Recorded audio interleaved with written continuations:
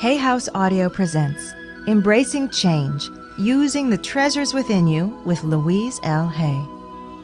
In this powerful lecture, Louise Hay discusses the profoundly emotional experiences that have shaped and altered her belief system and reveals how you can also change your thinking and change your life. And now, here's Louise Hay.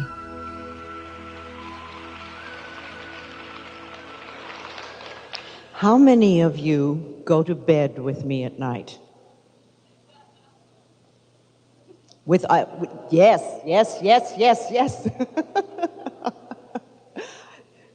See, that's one of the reasons people feel they know me so well, is they sleep with me night after night after night.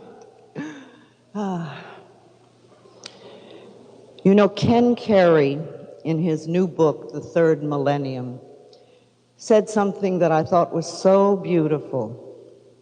He said, "The warm rains of new thought fall gently on the soil of human consciousness." It's not as though this new consciousness-raising movement that's going on is a big storm or battering at people's doors. It's that it's like a gentle spring rain, and as it falls, it awakens the soil, and little blades of grass are raising everywhere on the planet. Look at us here, a sea of spring grass, awakening souls. Now, for some of you, I may say some revolutionary things today, and for others who've been on the pathway for some time, it may just reconfirm what you already know. But it's a glorious time that we're living in, and wonderful new things to learn, new understandings to have of our human consciousness. You know, deep at the center of our being, there is an infinite well of love, an infinite well of joy, an infinite well of peace, and a place within us where we are totally connected with infinite wisdom. These are the treasures that are within us, and they're only a breath away. So just for a moment, I'd like you to close your eyes and come with me. Let's go to that place within you where there is infinite love, where you can see life through unconditional love. And the more love you share and give, the more will return to you. So feel that love and let it grow and expand. Now come with me to that place where there is indescribable joy, bubbling, where you see the joy of life at all times. And let yourself feel that joy within you. And feel it grow and expand. And then come with me to that place within you where there is deep, serene peace, as quiet as a mountain lake, where the outside world cannot touch you. And feel that peace. And then come to that place within you where there is infinite wisdom, where all the answers to all the questions you will ever ask are already within you, where whatever it is you need to know will be revealed to you. These are the treasures within you. And as you open your eyes and come back to this room, Keep remembering that you have these treasures. Do we use them once a day, once a week, once a month, once a year? Or do we totally forget that we have these within us? You see, when we use the treasures that are within us, we will get to drop a lot of the burdens that we carry. Burdens like anger and rage and shame and guilt and prejudice, judgment. We will not need to create illnesses any longer. And I really think we can begin to reverse the aging process, because it is burdens that age us. So I'd like to ask you that once a day or twice a day, first thing in the morning and last thing at night, you stand in front of a mirror and look into your own eyes and say, I am filled with unconditional love, and I share it today. I am filled with indescribable joy, and I feel it today. And I am filled with deep, serene peace, and I experience it today. And I am connected with infinite wisdom. And I listen for those answers. I receive those answers today. Because this is the truth of your being. And people who declare the truth can literally change the world. I know it sounds simplistic,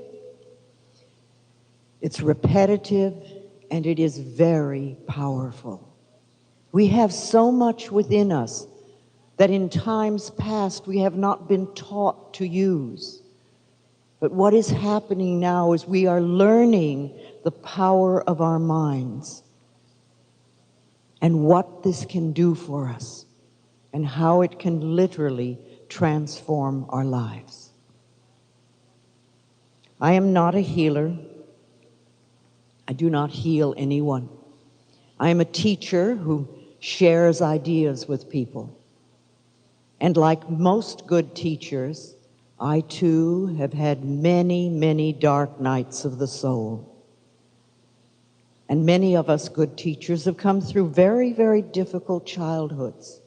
And we have learned to heal the past and release the past. And that is why we are able to help you do the same thing. Because we cannot create a glorious future or a wonderful today if we are in bondage to the past. Remember, forgiveness is healing our wounds of the past. In my own life, as far as I know, my life was very wonderful till I was around 18 months old. And then my parents divorced, and I went into a series of foster homes. My mother was an uneducated woman, and she needed to work as a domestic, as a servant in someone's house, and was not able to take me. So I went to a series of foster homes, and life was very difficult for me. And then when I was about 5 years old, she remarried because she wanted to make a home for me. But unfortunately, she married a very abusive man, so life became a different kind of hell at that point for both of us. And around the same time when I was 5, I was raped by a neighbor. And I remember being told that it was my fault and that I was shaming the family. But nevertheless, there was a court case, and the man did go to jail for 16 years. But I was very scared during my childhood that at some point this man would come out and punish me because I had put him in jail. And when I was in my early teens, then in addition to the physical abuse I was handling, there began to be sexual abuse from my stepfather. And when I was just about 15, I thought that was enough, and I left home. and went out into the world. Only unfortunately, because of my upbringing and because of the fact that we were so poor and I had been abused so much, my self-worth and my self-esteem was literally under the stage, under the building. I had none. I had no self-worth, no self-esteem, and no social skills at all. And because I was so very, very starved for love in those days, if a young man would put his arms around me, I would go to bed with him. And so within a year, I had a little baby girl. And it amazes me sometimes when I look back now and think that I was able at that age, which is with as little as I knew, to find her a really good home with a really good family. And once she was 5 days old, I left her life and I have never seen her. When I look at that from my perspective of today and my understanding, I see that that little girl had to get to that family, and I was the vehicle to take her there. And because of my belief in my lack of self-worth, it was one more experience of shame that I needed to prove to myself how terrible I was. You know, we talk a lot about teenage pregnancy and how terrible it is. But what many people don't seem to realize is that no young woman, no young girl with self-worth and self-esteem would allow herself to get pregnant in the first place.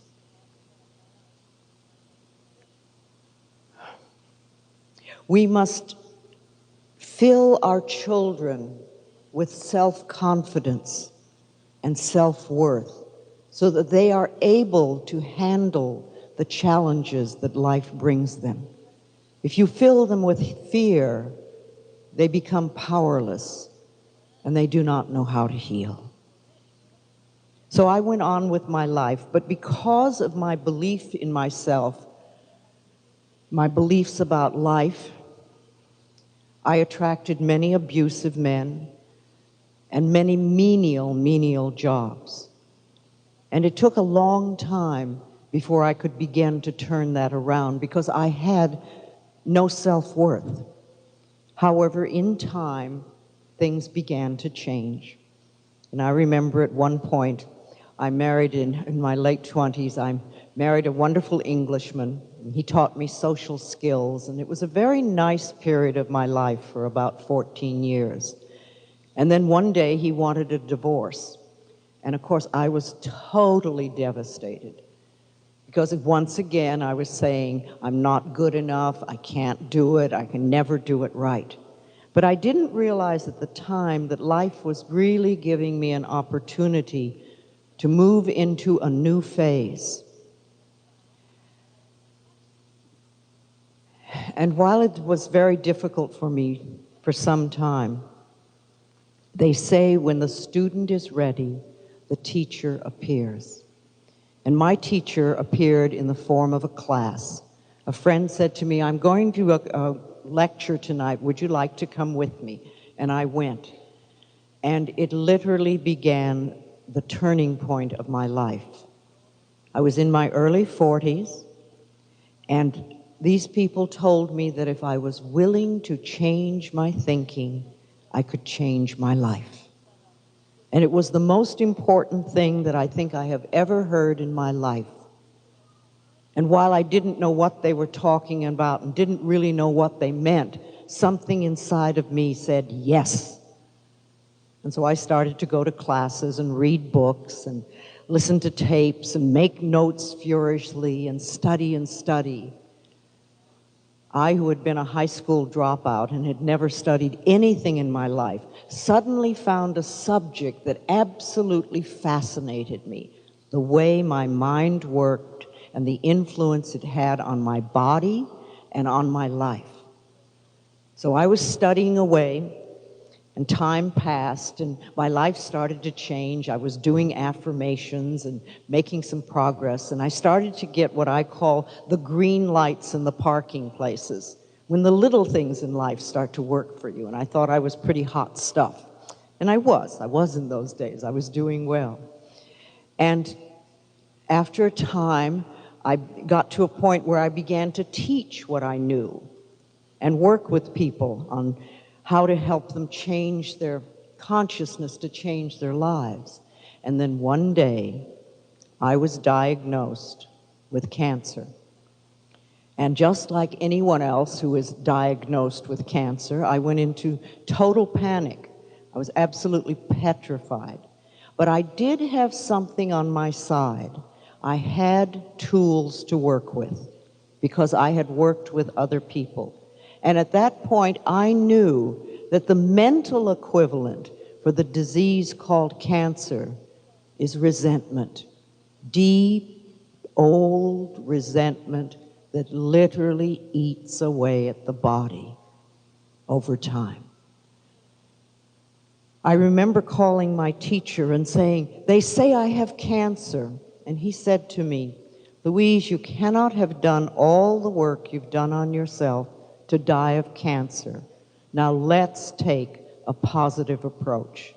And I remember clinging to that statement. And I began to do all the things I could figure out to do to handle this. I knew that if I would have the operation that they said I must have, and I didn't clear the mental pattern that was contributing to this disease, then they'd just keep cutting Louise until there was no more Louise left. You see, I don't believe that doctors don't get it all out. I think that we contribute to a condition in our bodies. We go have an operation, we come back, and we live life in exactly the same way. We don't change our thinking, we don't change our habits, we don't change our attitudes. And of course, the condition comes back. So I remember doing a lot of praying, a lot of affirmations, a lot of visualizations. I used to visualize several times a day cool, clear water flowing through my body, washing out the diseased cancer cells. I also went to a good nutritionist, and this person helped me detoxify my body, take the negative junk out of my body that I had so unknowingly eaten for so many years. And then I also went to a good therapist and detoxified my mind of the junk thoughts that I had been carrying around for so very long. This was a therapist who was able to help me release the angers and the resentment that had to have been within me from having carried that for so long. But one of the most important things that happened was that I learned about forgiveness from a personal point of view. I realized that my stepfather, who was so abusive, was once born a beautiful, innocent little baby, like all of us. So the story was how to figure out he got from that point of a baby, a beautiful baby, to the place where he would be so abusive. And I began to explore his childhood, and I realized that he was also a highly abused child. In fact, he had a twin brother who was so traumatized by the family experience that he went into an institution and never came out. Now, this was not to condone his behavior. It was not to say that what he did was okay, but it was to have some understanding on why and how it could have happened. And as I began to understand, I was able to begin the forgiveness process, which was not for him, but it was for me. It was time to heal my wounds. And in 6 months of absolutely intense concentration and doing everything I could think of the right thing to do, I remember, I know I had more to eat, but it seems that the only thing I can remember is sprouts and pureed asparagus. But I did all these things, and all of them combined Within 6 months, I was able to get the medical profession to agree with what I already knew, that I no longer had cancer.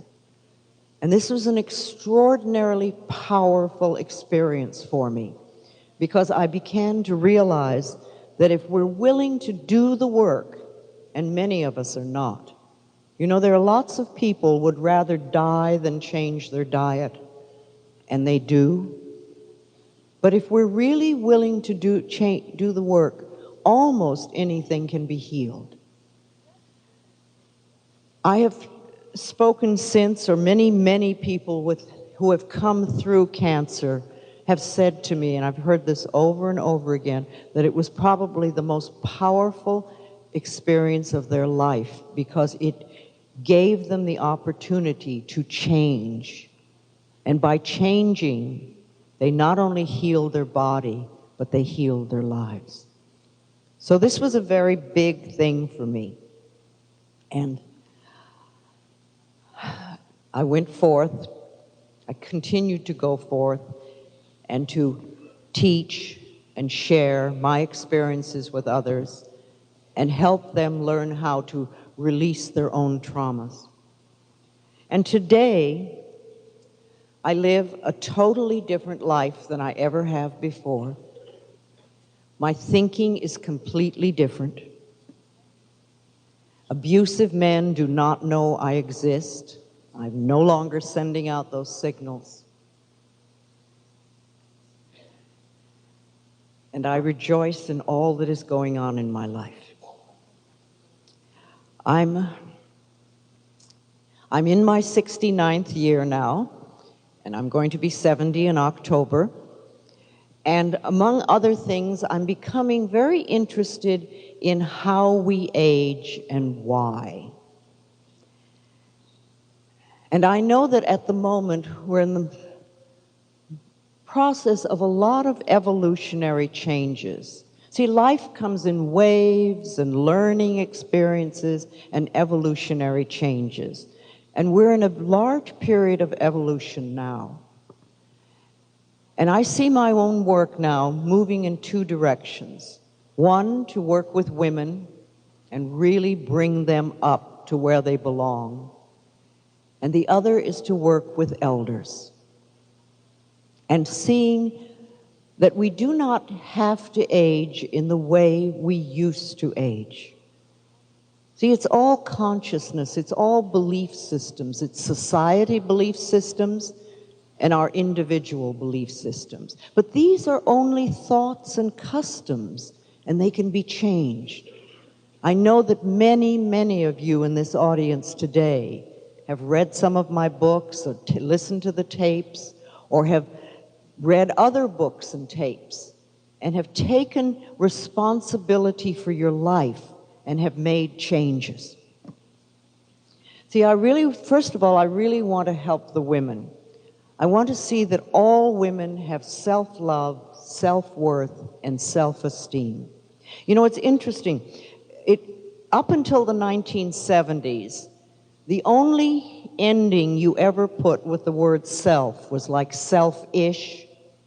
And for centuries, if anyone wanted to do any work on themselves to improve their own life, they were told they were selfish, and therefore they couldn't do it.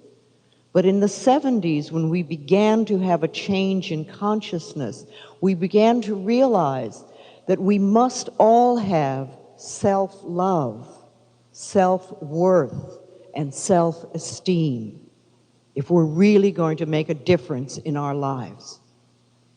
And I think that when women have this, they will take a powerful place in society.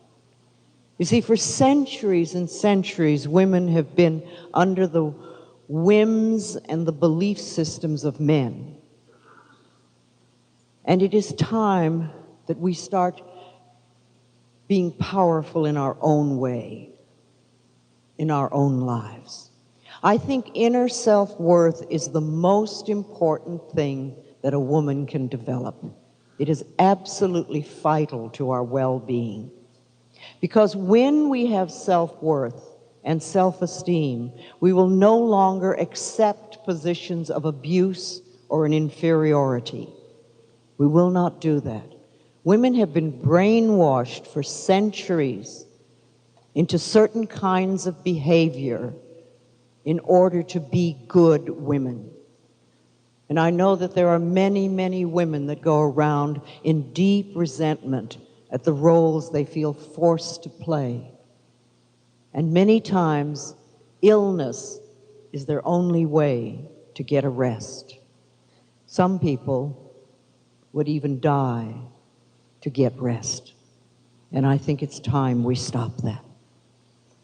But you see, no matter where we came from, no matter what the family rules were, no matter how abused we were as children, we women can learn to love and cherish ourselves today. The same thing goes true for men, but I'm talking about women right now.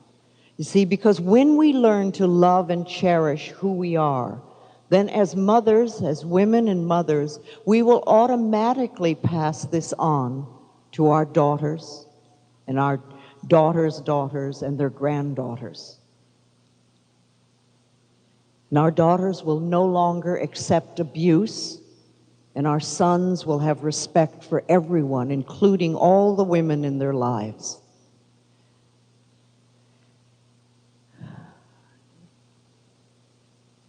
And as women have self-esteem and pass this on to their children, then their children and their children's children will not need to go through the diminishment and the self-abuse and the abuse that so many women go through now, and our mothers have gone through, and our grandmothers and their grandmothers. It is time to make changes. Now, I am not into male bashing at all, putting men down, because I don't think that that's a good thing to do in any way. If women blame men for their problems, then we're only going to be stuck, because a victim is always in a powerless position, and blaming others keeps us powerless, keeps us stuck.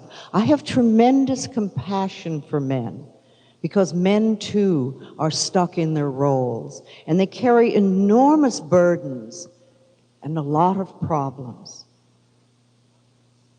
You know, when you think of it, little boys are taught not to cry and not to have feelings.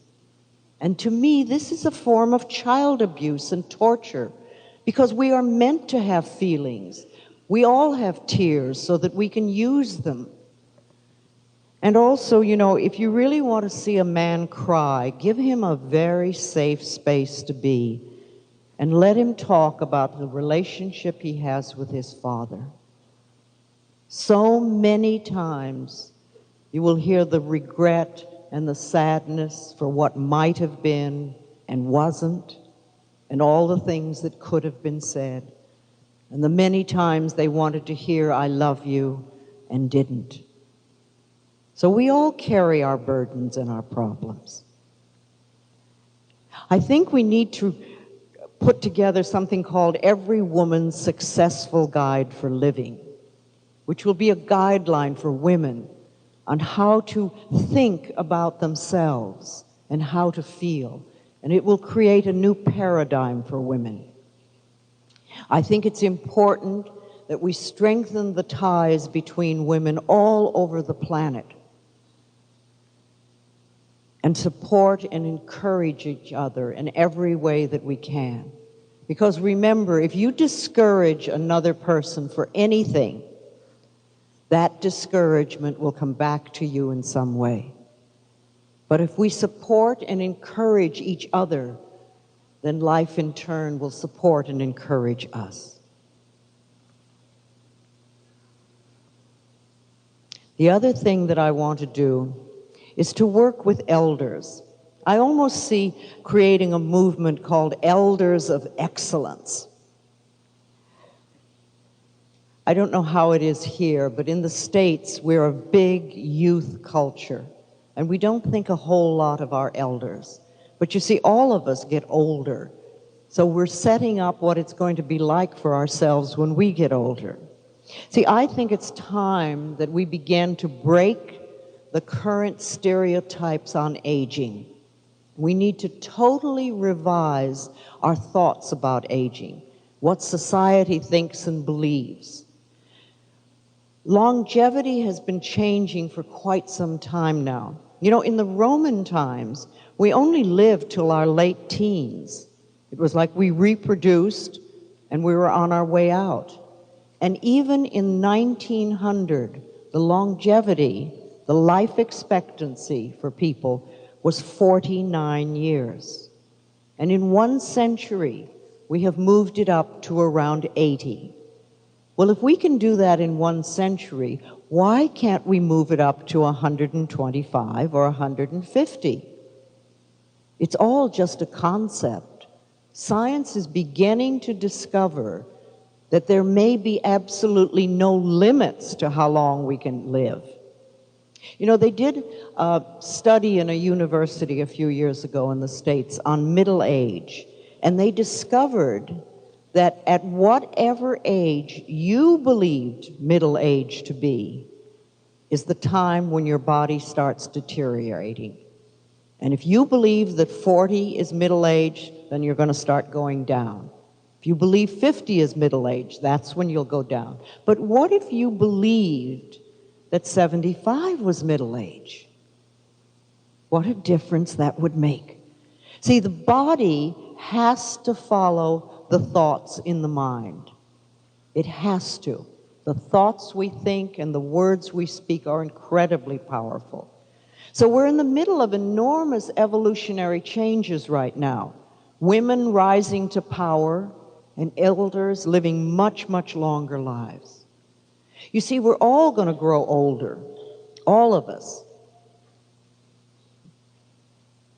But we have choices on how we do this. The only people who won't grow older are the people who die. But if we grow older, do we want to age happily or do we want to age miserably? You know that expression that, oh, I'm too old to do this. Well, I think very soon that's going to be totally outmoded as we find that we can do all sorts of things we thought we couldn't do in the past. They did something in Pennsylvania just recently, again in a university. They took a group of 80-year-olds and 90-year-olds and started giving them weightlifting training. And they found that they could revitalize their bodies.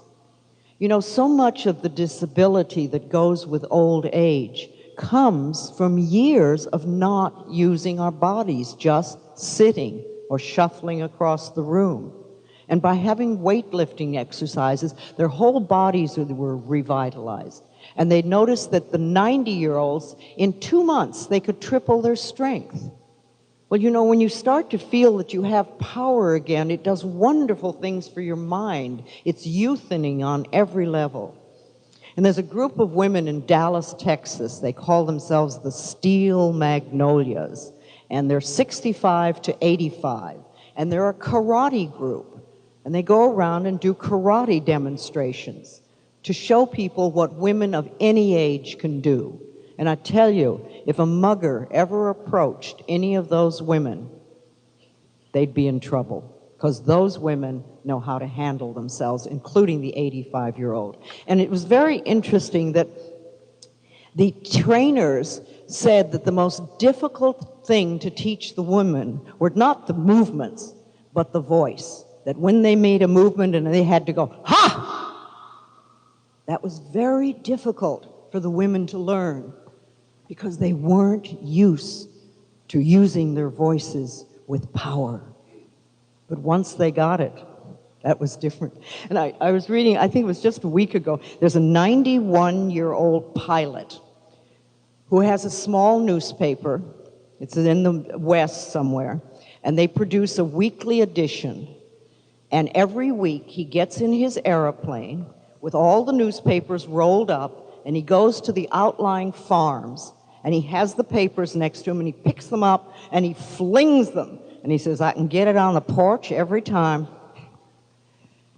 You see, we are only limited if we think we are limited. There are always people doing things that we think we can't do. The brain does not wither and die unless we stop using it. We have to keep stimulating ourselves and keep moving and keep exercising. You know, I expect to live a very long time. I figure I've got at least 30 more years of work to do, and I want to be in good shape. It's the only way I'm going to do it. I go to the gym 3 times a week.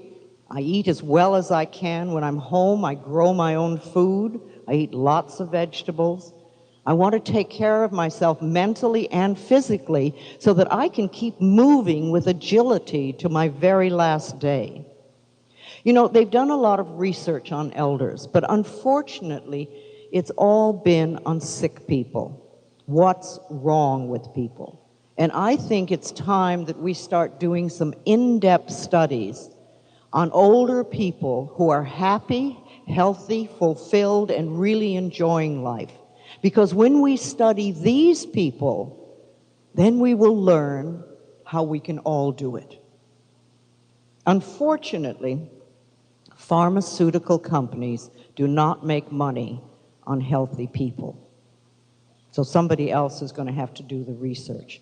You see, soon we're going to have more older people than we've ever had before, and it's time that we reshape our thinking.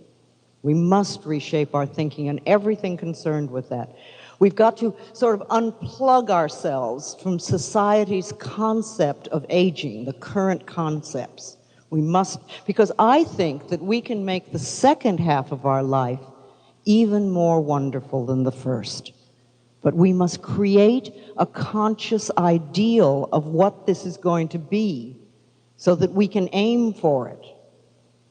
You see, too many people equate age with poverty and sickness and loneliness and being frail. And if we look around us and see a lot of that, that is because this is what we have created by our past belief thinking. Remember, today, you are always living and experiencing what you believed yesterday and last week and last month. But what you are choosing to believe and think today will create tomorrow and next month and next year and your future. So we can always make our changes now. But I agree, it is not, there's no point in living a long time until we can really accept and believe that we are greatly responsible for our health and our dis-ease. You know, neuropeptides work equally for everyone. Neuropeptides are the chemical messengers that travel throughout our body whenever we think a thought or speak something, whenever we talk or think. And if we have negative thoughts, if we are bitter, if we are angry, then the chemicals that are produced in our brain depress our immune systems.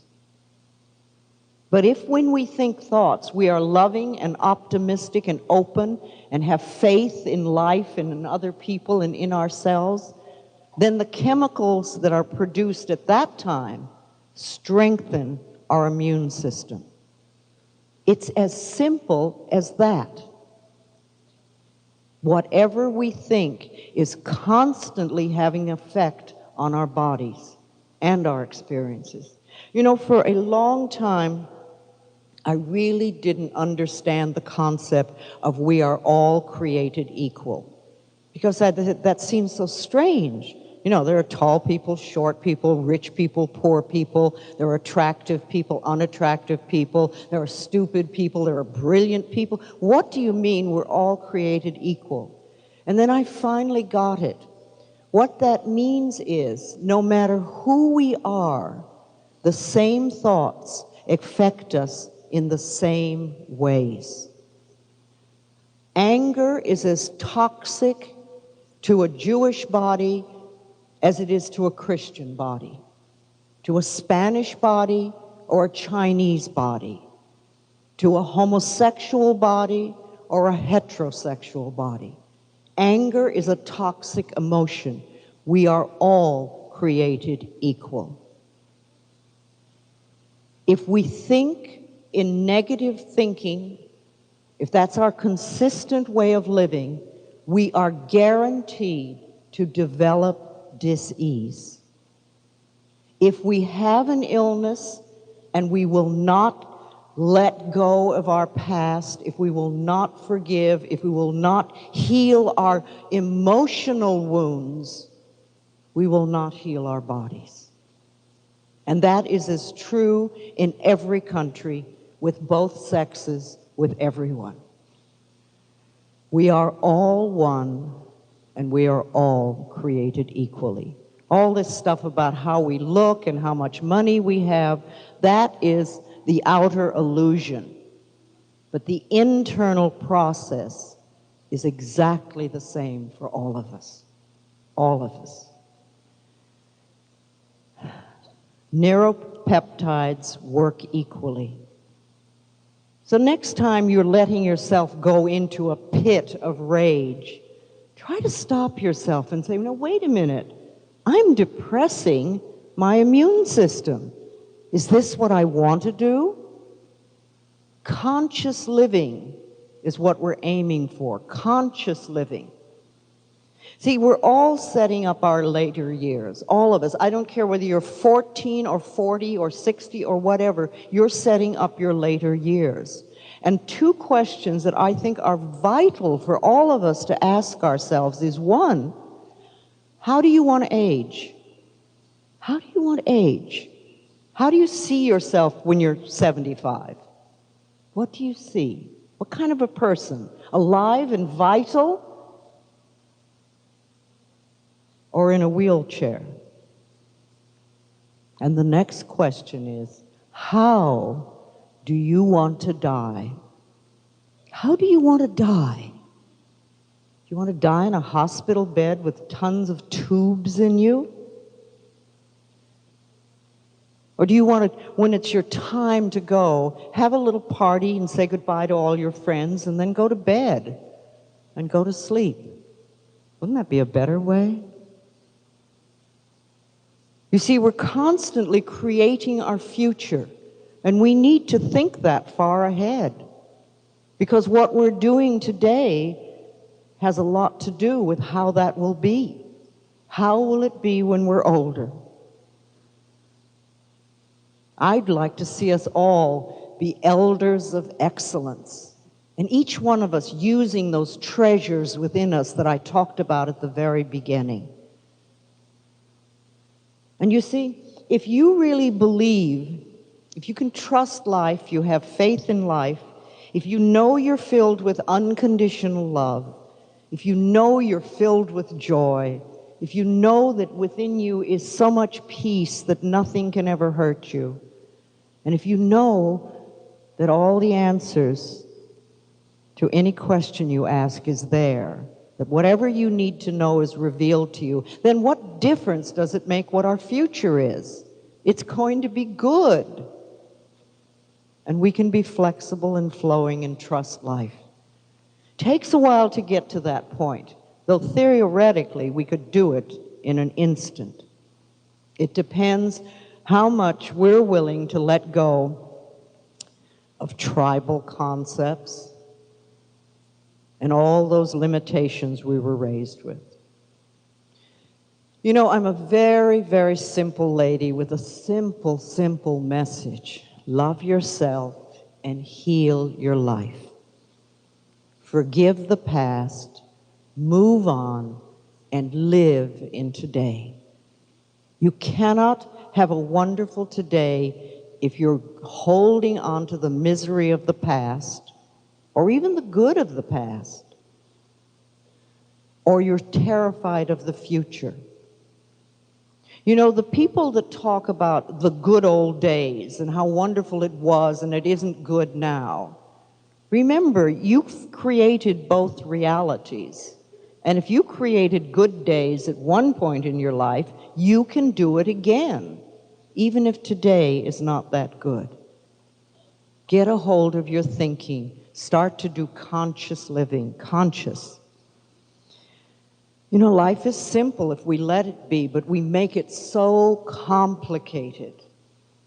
But if we really just understand that what we think is what we get, what you believe is what will show up in your life. But your thinking, that's all changeable. It can move. See, what is the reality that we create for ourselves? I love these two images. Do we live in a dungeon of limitation, or do we live in a palace of possibilities? I like to feel that where I am is the totality of possibilities of all good. Not just yes or no or this or that. You know, we live and think in limited human mind thinking. It has to be this way or that way, or if it can't work this way, how can it happen? Well, the universe is incredibly smarter than we are and has the totality of possibilities to supply us with everything we desire, as long as we can believe that we deserve it.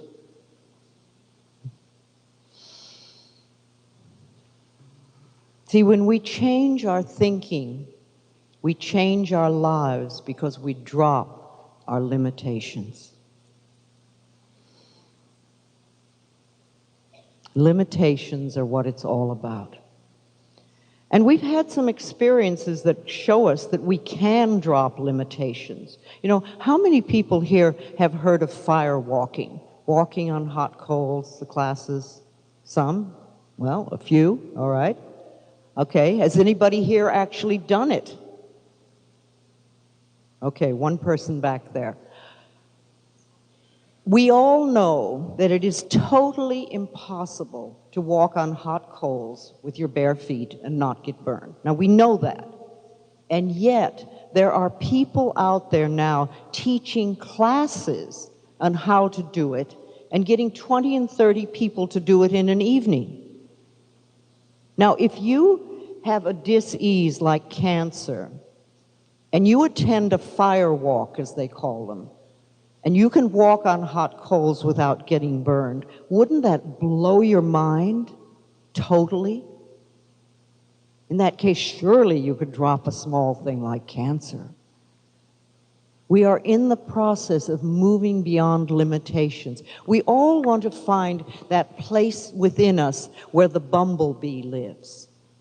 I don't know if you have them here, but in the States we have something called a bumblebee, and it's a very fat little bee, and it has little short wings. And science says that that bee cannot fly because its body is too big for its wings. Well, the bumblebee doesn't know this, so the bumblebee flies everywhere. The limitation is not in the bumblebee, the limitation is in science's interpretation.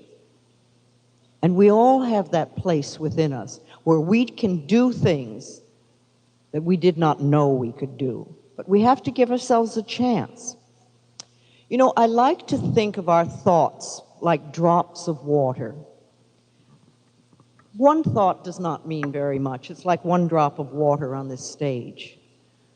But I'm told that we think about 60,000 thoughts a day. And unfortunately, most of them are the thoughts we had yesterday and the day before and the day before and the day before. But you know, if you think of these thoughts keep dropping and dropping, 60,000 a day, pretty soon you can have a little puddle, a little pond, a small lake, almost an ocean. And if our thinking is negative, we can drown in a sea of negativity, or we can float on the ocean of life. It is up to us totally. I think I have taught myself to think primarily in positive affirmations. And yes, it is a little bit of work to change our thinking, to be conscious of it, to be aware of what we think and what we believe. But once we can do that, It makes a tremendous difference. Now, we talk about affirmations a lot, which are positive statements. But what people don't realize is that every thought we think and every word we speak is an affirmation. You've been doing affirmations all your life, but you've been doing them unconsciously, and a lot of them have been very negative. So we need to look at what is it we really believe so we can make the changes. And that's why I say to people, take a large piece of paper and write on the top of it what I believe about men. And then take another piece, what I believe about women. Another piece, what I believe about children. What I believe about life, work, finances, marriage, relationships, money, health, aging, the church, my family. And just start writing things down. Whatever comes to your head, no matter how foolish it is, write it down, write it down. And it may take you almost a week of going back to these papers to finish them. But when you see them and start looking at the lists of what you believe, you will be amazed. And some things that come up, you'll say, oh, I couldn't believe that. But if it comes up, there is a part of you somewhere in there that does believe that. So then you want to look at your lists for all the negative things that you believe and either make a decision to eliminate them totally, to let them go. Ask yourself, is this the belief I want to have run my life? And then turn those negative things into positive affirmations. Once you see what you believe, you'll know the things that support you and are very good and powerful for you, and you will also see the things that are undermining you, the beliefs that are keeping you from having what you say you want. So many of us live in the limitations of our past consciousness, the limitations of our parents' belief systems, the limitations of the schools, the teachers at school, limitations of the church. There are so many things that we have in there. And I like to use as an affirmation, I go beyond the limitations of my parents or whatever. I go beyond that now. Because, even if you had the best parents in the world, they had limitations. And you want to create the most powerful life you can possibly create for yourself. We want to sort of unplug our circuits. It's like there's parts of it that have almost like tubes connected to the past, to the bondage of the past. And we want to bring those back in, call our spirits back, call our power back. Because as long as we are in bondage to the past, we cannot make changes in the future. I think it's very important that we use the tools that we have learned. If you read a book, you go to a class, listen to a lecture, have a tape, use that stuff. Don't just read it and say, oh, isn't that a nice book, and then go on in the same old way. If you can walk out of here today with one sentence that I have said that you really practice and work with, you will change your life for the better. But we must use the tools that we have learned. We want to trust the process of life. Just as your body is always aiming for absolute optimum health at all times, no matter what we do to it, so it is with life. Life is here for us if we trust it and have faith and power in the process of life. I like to think of the process of life as here for me. And it has taken me time to learn that. And I still have problems. Everybody has problems. I have learned to deal with them in a different way. And I'd like to share this with you. I would like to get as many people dealing with their problems in this way rather than the old ways. When a problem comes up for me, As quickly as I can get a hold of my mind, I say, all is well. Everything is working out for my highest good. Out of this situation, only good will come, and I am safe. And I will repeat this over and over and over again. All is well. Everything is working out for my highest good. And out of this situation, only good will come.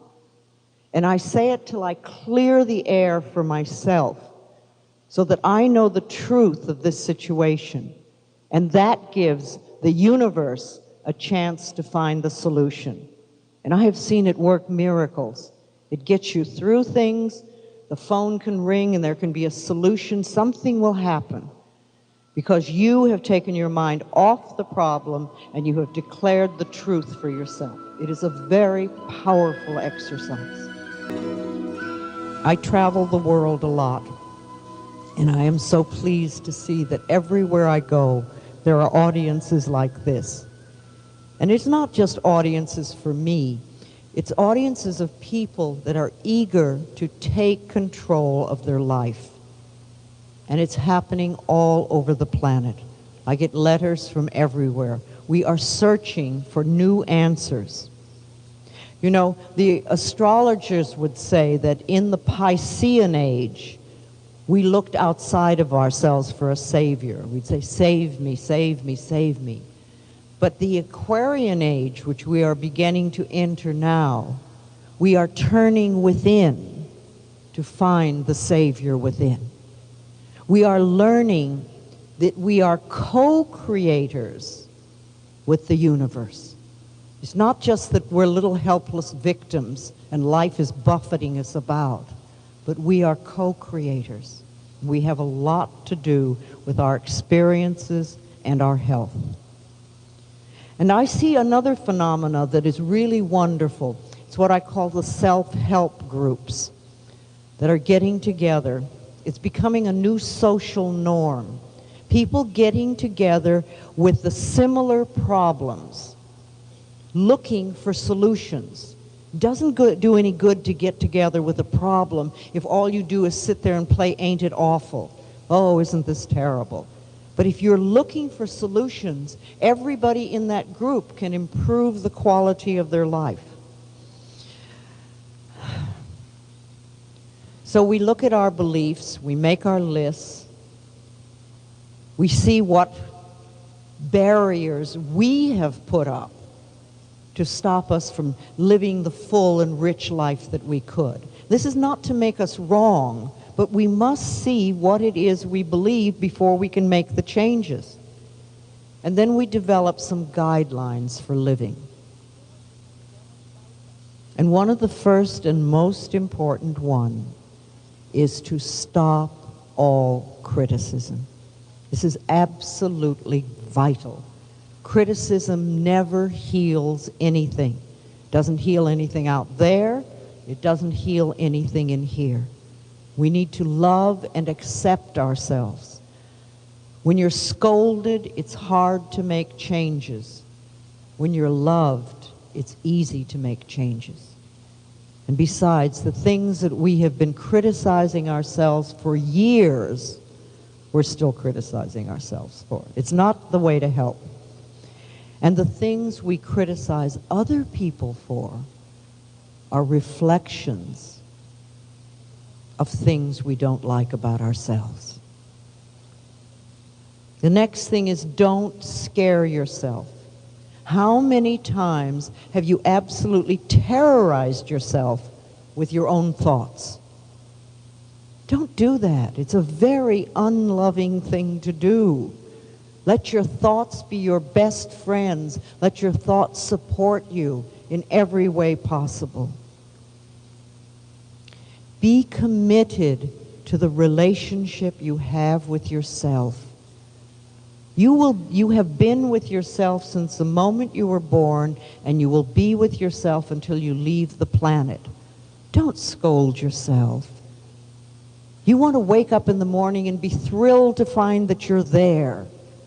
You know, we're so wonderful with other people, And we're so devoted to relationships with other people. But we toss ourselves away and get around to ourselves now and then.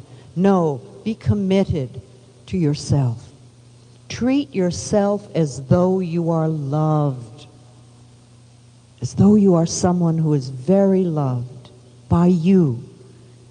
I always suggest that people go to the mirror first thing in the morning and look at the mirror and say, I love you. What can I do today to make you happy? It's a great way to start your day. You know, how many people have somebody that says that to them? I love you, and how can I make you happy today? Well, don't wait for somebody else. Do it for yourself. Do it for yourself. Take care of your body. We want to live a long time. We want to be in great shape. So take loving care of your body. And educate yourself. We all need to do that. We think, oh, I can't do this or that, but we're bright, and there's so much out there for us now. There's books and tapes and classes and lectures and videos. It's all out there. There's so much we can learn. I know I'm going to be learning something new every single day as long as I'm on this planet. As long as I'm on this planet. I will never know it all, but I want to know more and more. One of the things I say in the morning when I wake up is that I want to have more understanding today than I had before. I want to deepen my understanding. And I think it's vital that we all build a financial future for ourselves, everyone. And it doesn't matter where you start. It's vital that women have money of their own. You know, and affirmations are very important here. Something that I operate on. Remember, I came from the lowest of poverty, and I don't live that way now. But what the affirmations that I use is, one, my income is constantly increasing, and I prosper wherever I turn. My income is constantly increasing, and I prosper wherever I turn. Remember, you are creating your personal laws. You want to fulfill your creative side, your positive creative side. Now, not everybody can build a building, design a building, or be an artist or a singer or something like that. Some of us, our creative side is very simple. But it is important that we fulfill our creative side in a positive way, because if we don't, we will fulfill it in a negative way. That creativity must be expressed, and you will express it in a negative way by your thinking. Some of you, I know I used to get very creative with my negative thinking. Vengeance and all those wonderful things that only come back to us and create problems. So allow the positive creative side of yourself to come out. Make joy and happiness the very center of your world. You know, it's not out there, it's in here. And we can find joy and happiness in every area of our life if we look for it. Life is very funny, really. It's very funny. I think it's vital that we develop a strong spiritual connection with life. And sometimes we do that through religion, and sometimes we do that as a solitary journey of going within and meditating and allowing answers to come through us. But it is vital. I'm not a religious person, but I am a deeply spiritual person, and I feel very, very connected with all of life. I think it is vital that we have integrity, that we can keep our word, that if we promise somebody something, we honor it and follow through. If you promise yourself something, honor it and follow through. We must have self-respect. And you cannot have self-respect if you break your promises to yourself. I never make a promise anymore that I know I will not, that I do not want to keep, because when I make a promise, I keep it. So many of us, promise ourselves things and then we fall through on them. And if you can't honor and respect yourself, if you can't trust yourself, you will never trust life. So we need to develop that. And then the other thing is to live from a center of gratitude. It makes a tremendous difference in life. When I awaken in the morning, before I even open my eyes, I thank the bed for a good night's sleep and for keeping me so comfortable all night. And then I thank life for myself, that I'm here, that I have chosen to live another day, that I get to spend another day with me. I'm grateful for my family and for my friends, for my home, for my animals. I have 4 wonderful dogs. For the vegetables that I grow, for the work that I do, for the experiences I will have that day, for the health of my body. And I go on and on and on. And this is before I open my eyes, so that when I begin my day, it is coming from a place of gratitude. And life loves a grateful person. And you get much more to be grateful about. Gratitude brings you the goodies. And when I say the goodies, I don't mean just things. I mean the people and the places and the experiences that mean so much in life. Be thankful for all that we have. So that stop all criticism. Don't scare yourself. Be committed to the relationship you have with yourself. Treat yourself as though you are loved. Take care of your body. Educate yourself. Keep learning. Build a financial future for yourself. Can't expect them to take care of us. Fulfill your creative side. Make joy and happiness the center of your world. And develop a strong spiritual connection with life. Have integrity. Keep your word. Respect yourself.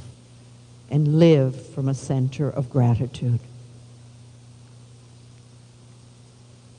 I have a few personal laws that I live by. I've made them laws for me, and they work for me.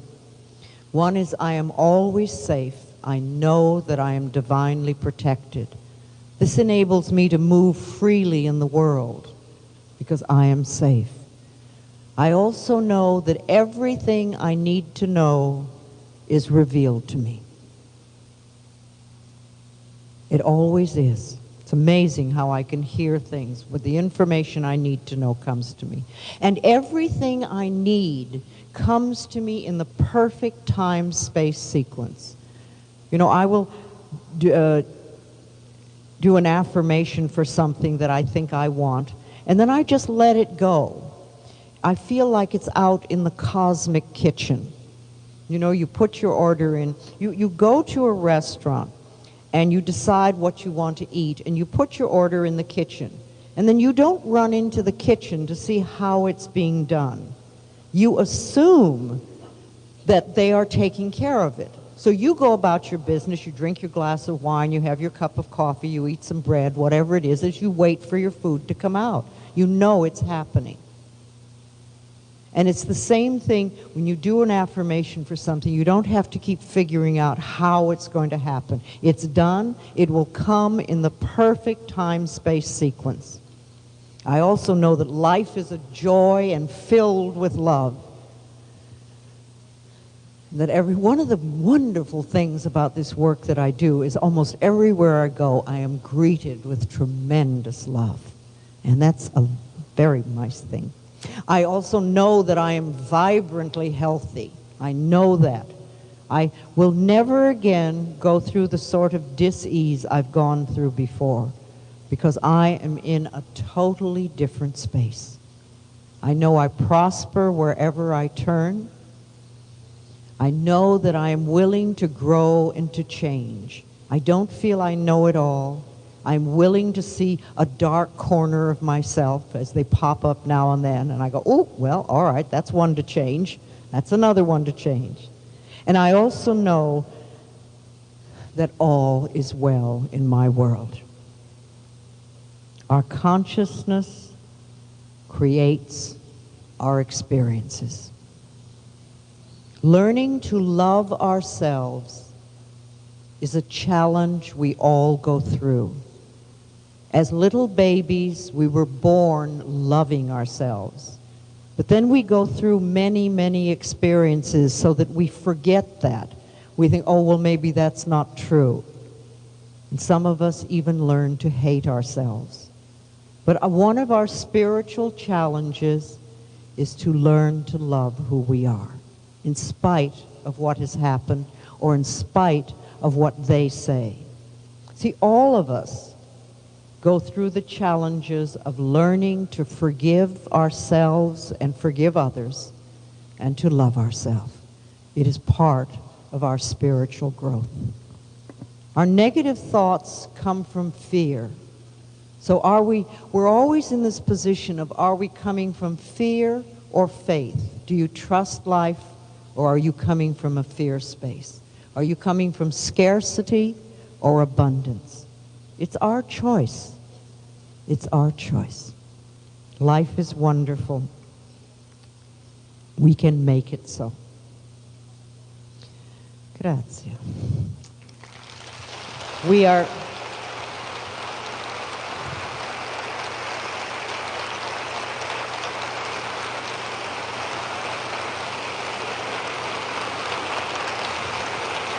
Okay. I have a large stack of questions here. I will get to as many of them as I can. I probably can't get to all of them. But remember, the questions that we are asking are part of a lifetime of study. We get the answer to one question, and there will always be another and another. Somebody has asked me, if I want to make a change in life, how long will it take? Well, I could answer that by saying, how long is a piece of string? It will take as long as it takes for you to make your changes. And I cannot possibly tell you how long that will be. It will depend on how consistent you want to be with your work and how much you believe. And then somebody else said, what do I do when I feel ridiculous doing affirmations? Well, that's a good time to pull out your sense of humor, isn't it? See, life is very funny, and we really can laugh at ourselves. Now, I'm wondering, are you saying you feel ridiculous when you say them out loud, when you say them in front of a mirror, or just making a positive statement? Why would you make it feel ridiculous if you're making a positive statement? It would help me to get free of jealousy. Jealousy comes from a fear of abandonment. There's something within you that feels that you will be abandoned. And part of it is probably because you're not there for yourself. If you could really trust yourself, every time you made a promise to yourself, if you would honor it and follow it through, if you would always be there for yourself and can learn to trust yourself, then you will trust other people. I think you were abandoned probably early on or had an abandonment experience, and ever since then you believe there's not enough for you. So look at this problem as though it was out there and not in here. And the next time feelings of jealousy come up, say to yourself, I will not abandon you. I am here for you. I will always love you. And learn to trust yourself. And as you do, you will trust others. Okay. When you have a partner that is negative, what must you do to change his attitude or her attitude? It could be either way. Absolutely nothing. It is not our place to change other people. The only person that you can possibly change is yourself. However, if you work on changing yourself, the other person will have to make changes. But you never work to change somebody else. See, this is something we all want. We all want everything out there to change so that our life will be perfect. But if we want our life to be perfect, we have to make the changes. One of the questions you might ask yourself is, what is it within me that has attracted a negative partner? What are the negative parts of yourself? Begin to dissolve them. And as you do, the other person will change. It's the same thing with this question. How can I help my husband who is an alcoholic? Well, if you have Alcoholics Anonymous here, I would suggest that you go to a meeting. You go to a meeting and learn about the pain and suffering that they go through, so that you can have some understanding about how to handle yourself. You are not responsible for a partner who drinks. You are only responsible for your own life. The person is not doing it to punish you, but to fight his own pain. And when your husband or whoever the partner is who is an alcoholic is ready, he will make the changes. But until he is ready, there is nothing you can do except to work on yourself. My 24-year-old daughter has died in an accident. What do you think of the death of young people? I think it is my belief that we come to this planet many times. We live many lives. We probably experience everything over a period of time.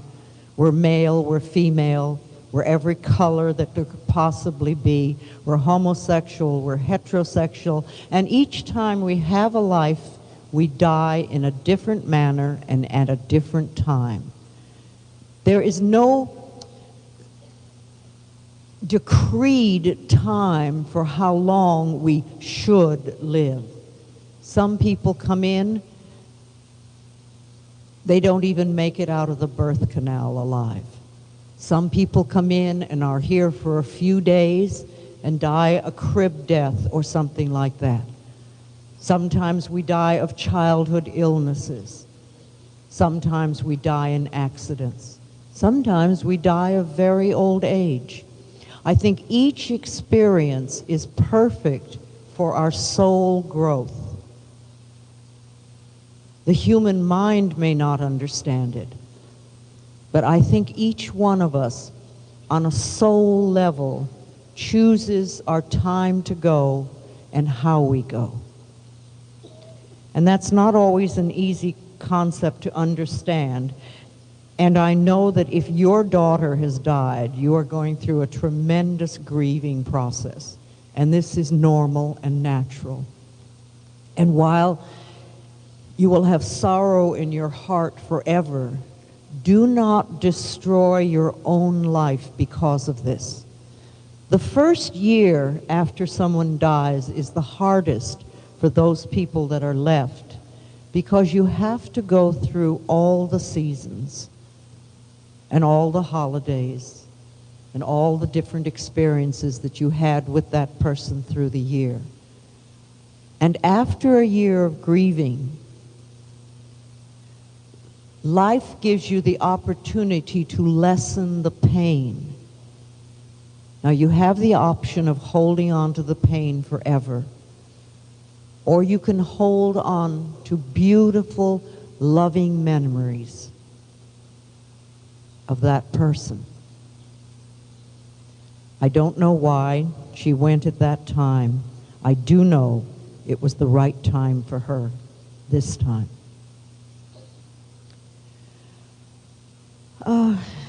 You say that one has to connect with life. When I speak of life, do I refer to God? I can.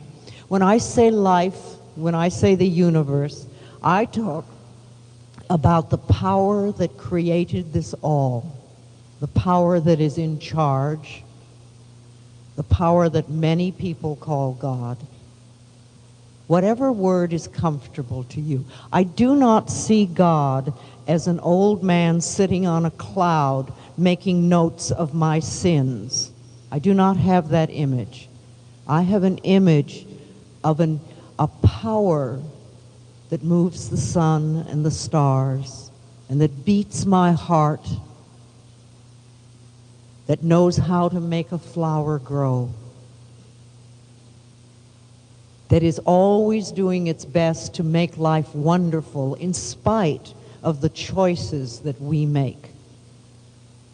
I feel very strongly that there is a strong spiritual connection between all of us and the power that created us.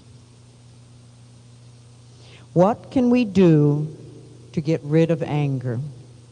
Well, first of all, let's not talk about getting rid of it, because it's very hard to get rid of things. It is much easier to dissolve things when you can understand them.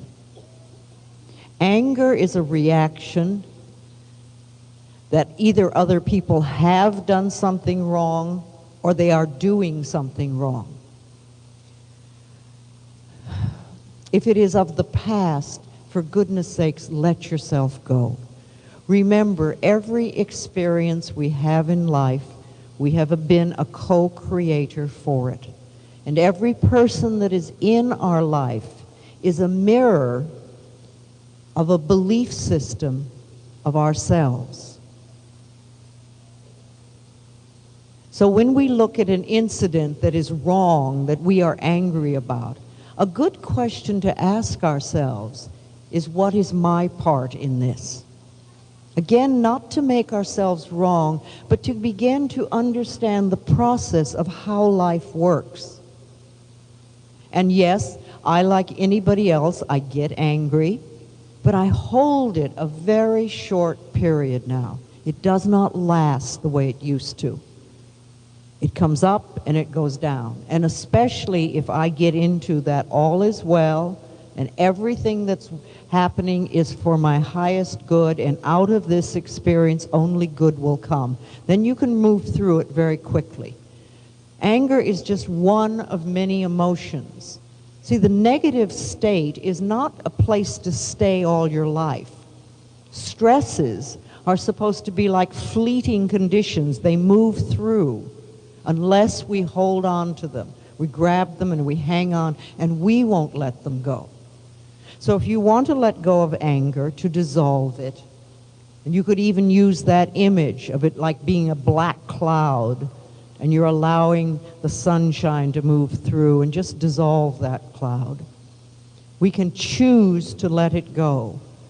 You could say as an affirmation, I'm willing to release the need to be angry. And if you keep saying that, it will become true for you. It's a toughie, though, because we like to be righteous. See, a lot of us sit in what I call a prison of self-righteous resentment. They are wrong, and I am right. But a prison is a prison. And if we box ourselves into an attitude, then we don't grow. Okay. Why, when following your advice, I still continue to eat and get fat?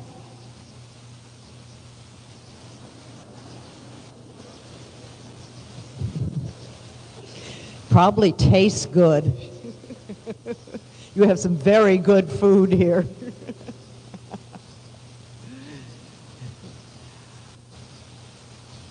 Weight, excess weight, is very often, it's either a habit that we just have, or it's a need for protection.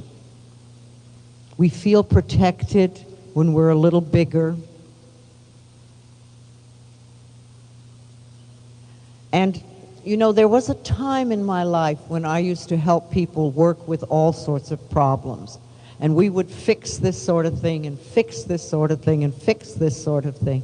And then one day I discovered that if I could teach people to love themselves, there was very little we had to fix. Its life took care of that automatically. So the main thing I work on with people today is to teach them to love themselves and to find what is in the way. A very powerful but simple exercise is to stand in front of a mirror and look in your own eyes and just say, I love you. I really, really love you. And you notice what the thoughts are that come up. Can you do that and smile at yourself and feel good about doing it? Or is it something, do all sorts of uncomfortable feelings come up? What comes up? What are the thoughts that move through your mind? You see, I like to do affirmations in front of a mirror because you move through your blocks very quickly. You know right away what it is that you're thinking. And then you can turn that into a positive affirmation. I would say that there's a part of you that feels very unsafe, and food comforts you and makes you feel protected. Love who you are, and love yourself as you are. I would suggest you stand naked in front of a mirror and say, I love you. I really, really love you. Okay, some guidelines to achieving success in business. All right.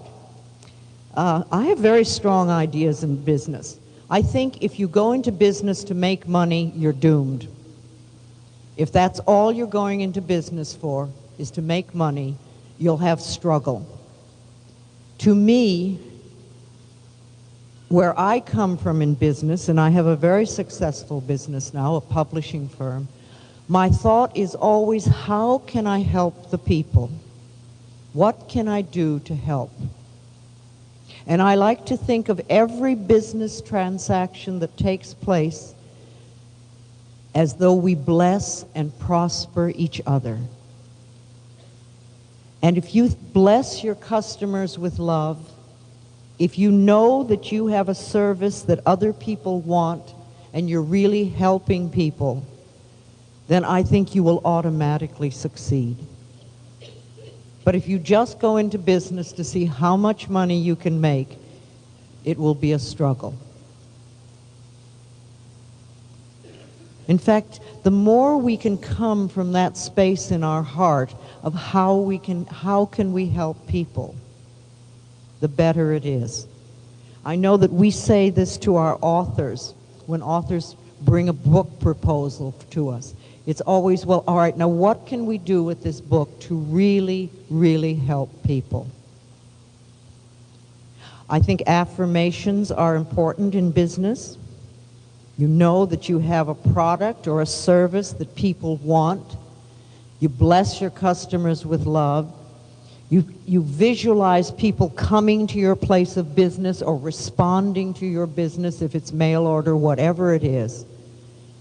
And I always like to bless the building with love, bless all the equipment in the building, whether it's desks or offices or counters in a store or mechanical equipment in a factory, whatever it is. You put love into it and bless each and every employee with love and each and every customer. And begin your day that way with a gratitude. That, to me, is how to succeed in business. And it's worked wonders for me. Okay. Okay, here's two questions that are very close together. If we want, we can change our life. What happens with homosexuality? The other question is, please, could you let us know your opinion about homosexuality or recommend a book about it? I think it is time that we welcome our homosexual brothers and sisters. What we have been doing to them for a long time is tribal outcasting of the very worst kind. There is no way that we can practice unconditional love except for that group over there. It doesn't work that way. Our hearts are open and accepting, or they're closed and shut down. There's no two ways about it. Now, I have noticed that science is finally getting around to the point where they have discovered that there is actually a different gene in homosexuals. There is something that there's different. It is not a chosen lifestyle. It is something that people are born with. And I do not believe that God makes mistakes, especially on the number that we have. This is my opinion. I cannot recommend a book on it because I don't know. I have done a great deal of work with homosexuals. Many of you know I worked with people with AIDS for 6.5 years in the trenches in the very early days when people were giving me death threats because I was so wicked as to say that I don't believe that people with AIDS have to die. Not everybody.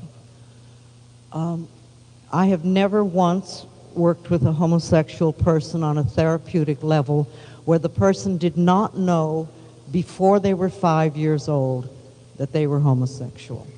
This is not something that one chooses later on in life. I think we have a tremendous amount of judgment on it. It's part of the things that we need to go beyond, if you choose to do so. I know many people do not agree with my opinions, but this is what I feel and what I believe. Okay, how to forgive.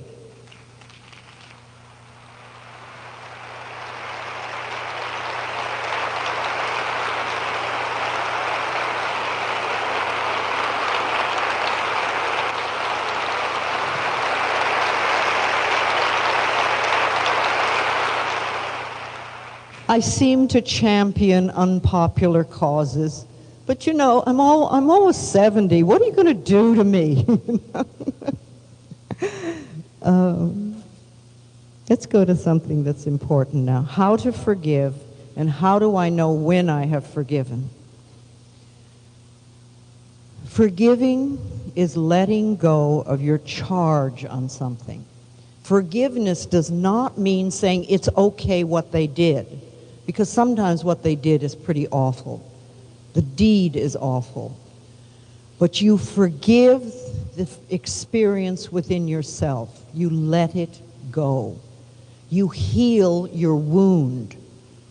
When you are in resentment, when you are in bitterness, when you are in revenge, you have a tremendous wound in you.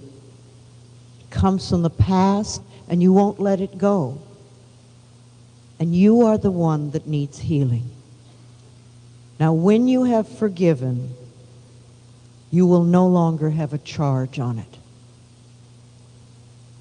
And if you can, you will get to the point where you may even thank that person or that group or whatever it is, because it is part of your soul growth. Everything that happens is part of our soul growth. And it's a human mind concept that is not easy to accept. I find that mirror work is very powerful for forgiveness. to sit in front of the mirror and talk to the person that you want to forgive. And have a box of tissues next to you because there could be a lot of tears. Forgiveness is about freeing ourselves. And remember, for loving ourselves and forgiveness are two of the big spiritual challenges that we have on our earth pathway. See, I think that when we leave the planet, the only thing we take with us is our capacity to love. We certainly don't take our automobiles or our money or anything else. We take our capacity to love. And that determines a lot about what our next lifetime is like, in my opinion. Okay, what can you say about jaw problems? Well, jaws are anger, clenching, holding on, grinding in our sleep, tension. You know, fear can affect every single part of the body. It sort of puts us on alert, and we're like this. But love can relax the entire body. If you have jaw problems, you're probably having a lot of difficulty sleeping at night. And before you go to sleep at night, I would say, I love you and I forgive you.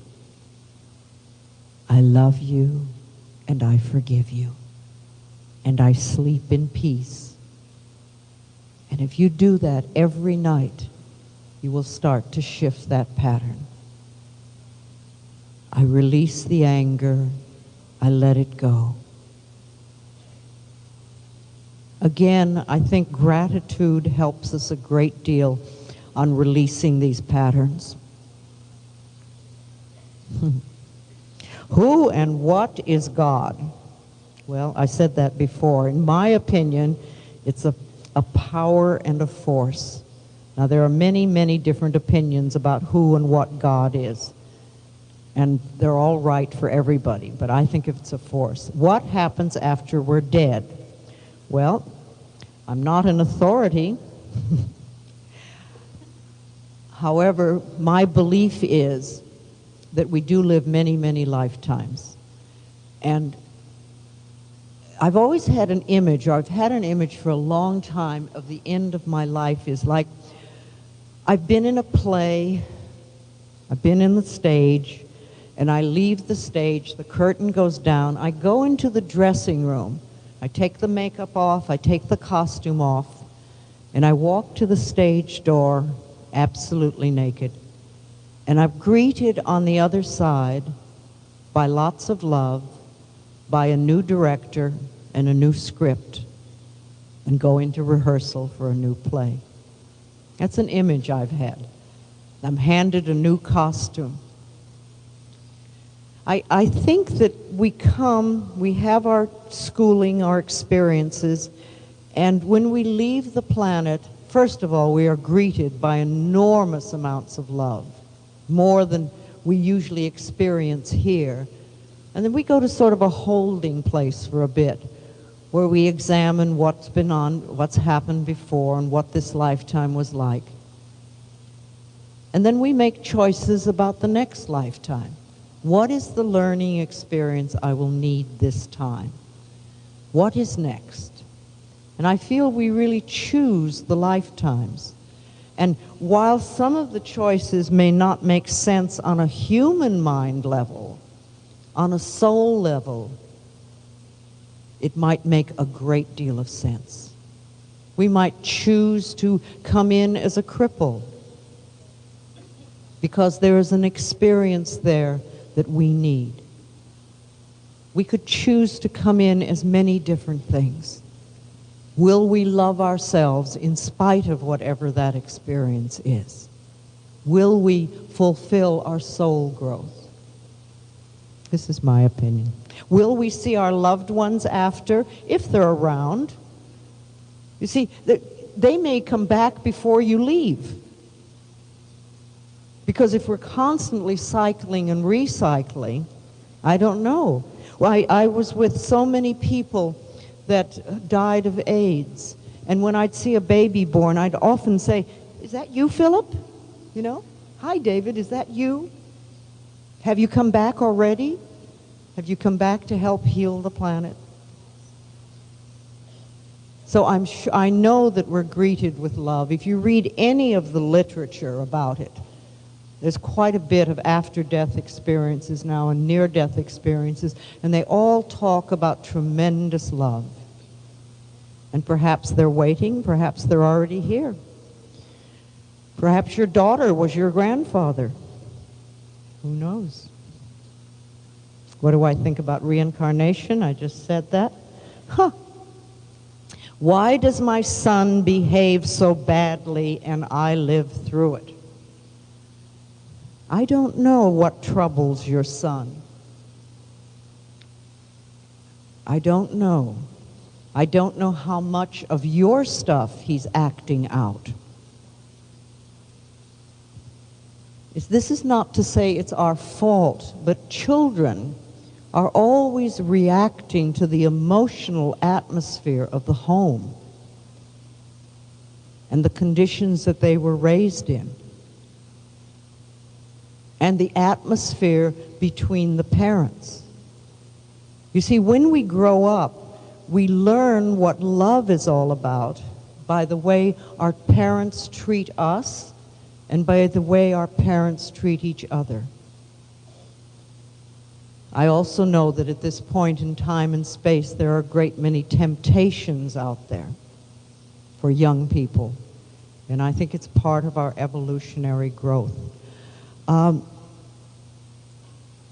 don't know what the answer is with your son, but I do know that the most important work you can do is to learn to love yourself, not to suffer, not to be in anguish, not to be in pain, but to love yourself and set an example for this son and any other children you may have. The best thing we can do for our children is to love who we are, because we show them what it can be like. What importance has the Course in Miracles had in your life? Well, I think it's a wonderful book. I think the Course in Miracles are extraordinary teachings. They've created a lot of good in this world. I used to study them. I don't now, but I have great respect for the Course in Miracles. I remember the first time I read the Course in Miracles, and they said that all dis-ease comes from a state of non-forgiveness. And I thought, yes, I think that's right.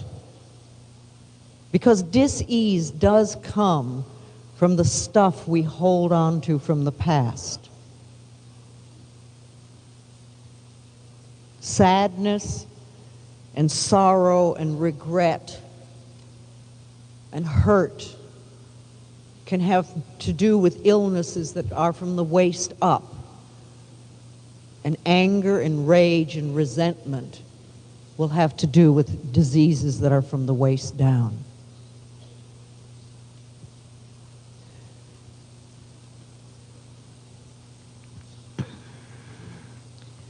Course in Miracles is an excellent study group. I don't know whether you have that here, but we have quite a few groups that study it in the States. And you get together with a group of people and, you talk about it, you try to understand it. They're good people. Okay, how do I know when I'm evolving spiritually?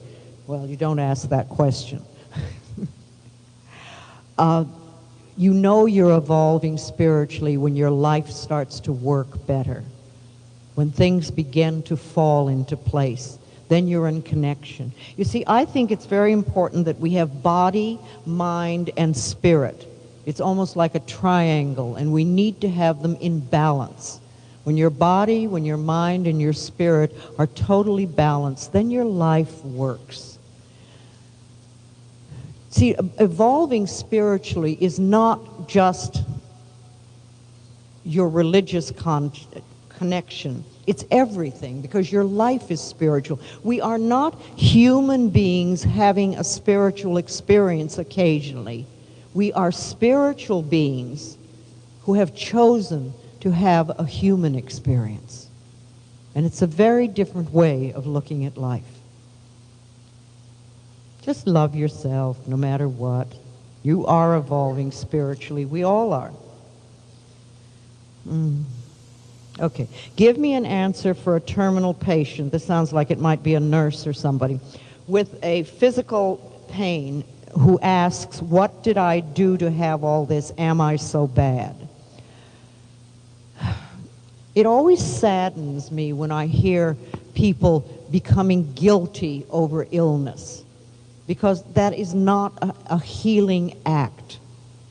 I don't know why this person has particular illnesses that they have. I do know that people who have a lot of pain often are harboring a great deal of guilt. Remember, guilt seeks punishment, and punishment creates pain. So I don't know what this person is holding on to from the past, what unresolved family crises there are, what relationship things, what experiences that they're holding on to that is co-creating a difficult illness. But the person is not bad, the person is not wrong. They haven't done anything wrong. And again, the best thing to help that sort of a situation is to really begin to love who you are in the kindest, most wonderful way. And for the person who is dealing with this, or anybody who's dealing with someone who's going through a difficult illness, love them, be kind to them, help them to love themselves. We all leave the planet in our own way at our own time. And even though this patient may be considered terminal, life works in mysterious ways, and healings take place all the time. Miracles are continuously happening. Okay, do you think that all our negative thoughts come from other lives? No. I think that past life karma is interesting. It's interesting to look into a past life, but I think we use it as a cop-out. I think too many people think that, oh, this came from another lifetime, so it has nothing, I can't do anything about it this lifetime. To me, that's just a cop-out. That doesn't answer anything. Some of it may, but it doesn't matter whether it came from last week or when you were 12 or 5 or 2 lifetimes ago. This is where we let it go. This is where we release things. This is where we start anew and start fresh. So don't get too wrapped up in the other lifetime stuff. Okay, then we really answered this more or less before. So we wouldn't know how to deal with the death of someone young, someone who wasn't supposed to die. Well, you see, that's a human judgment. If the person has died, that person was supposed to die.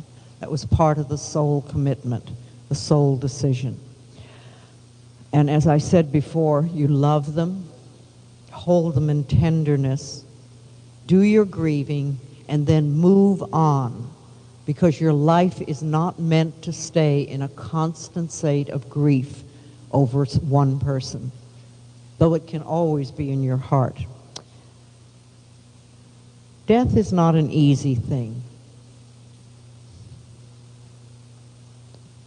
It's part of the challenge of loving ourselves and forgiving. I have been doing affirmations up and down. I think that means a lot. But I do not write them. My life is sad, actually. How is this possible? Where did all my work go? Well, I don't know. I don't know what the beliefs are inside of you. This is why I said earlier, make lists. Make lists of what you believe about everything you can think of, so that you can see what's in your way. You may be doing affirmations for prosperity or something like that, or for health, but there's a part of you that doesn't believe it. You may come from a family that has always been sick, so there's a part of you that believes that you deserve to be sick, or there may be a part of you believes that you deserve to die at the same age your mother died, but it doesn't have to be the truth of you. You may be doing affirmations for prosperity, but when you grew up, all you saw was fear about money, and people had terrible things to say about money. And so there's a part of you that believes that. It may be some part of you that doesn't feel you deserve it. So you're saying the affirmations, but you're not believing it. That's why I say do the affirmations in front of a mirror, because you'll immediately see what the thoughts are behind it. See, your work is there, the affirmations are there, but there's something within you that doesn't believe it. So what is that belief? And let's let it go. Okay, this is an interesting question, because I hadn't thought about it. You can choose your family. What about in vitro fertilization? Well, I do believe that we choose our parents, just as I think our parents choose us, because it's part of the lessons we need to learn. We pick our family very particularly. And just as I said earlier that I thought that my baby had to get to that particular family, and I was the vehicle for her to get there, so it is with this sort of thing, the in vitro. The child has chosen to go to a particular place, and this is the vehicle to get there. Remember, the soul, I think the soul chooses the family and finds the way to get there. On the other hand, I don't believe in all this fertilization stuff that's going on and the fertility clinics. I'm not sure about here, but in the States, it's become an enormous business. Women spend fortunes trying to get pregnant when for some reason their body doesn't want to. And rather than working on the emotional challenges or the psychological challenges that may be stopping them, they spend a fortune. Some people mortgage their houses to try to get pregnant. And there's a lot of experimentation with how they do it. And I personally am just against it. I don't think it's a healthy thing to do. I think that when it's right to have the baby, your body will do it. And if not, there is a reason of some sort. And there's something else we need to do.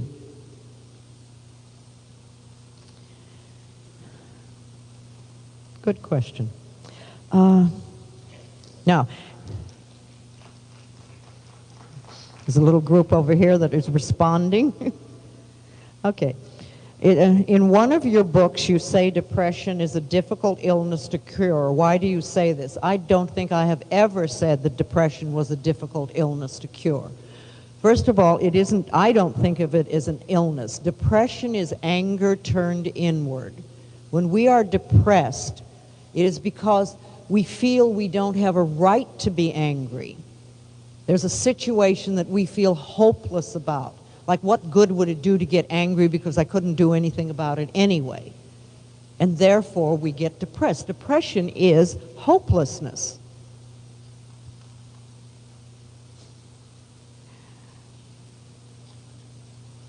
Depression is not being willing to face, not being willing to talk to somebody about what's bothering you, not being willing to solve the situation. And again, the most powerful thing you can do is begin to love yourself. When you start loving yourself, you won't allow yourself to be in that state. Depression is a temporary thing unless we hold on to the old bitterness. What is the origin of allergies? Well, you know, we say that it isn't what you're allergic to as much as who you are allergic to.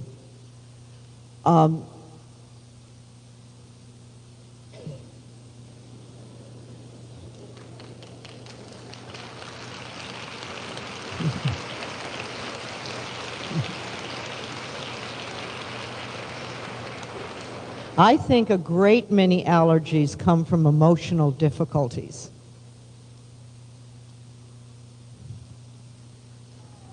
Releasing the past. See, no matter where you come from and how you go to it, it comes around to the same thing. Forgiving, releasing the past, loving who you are,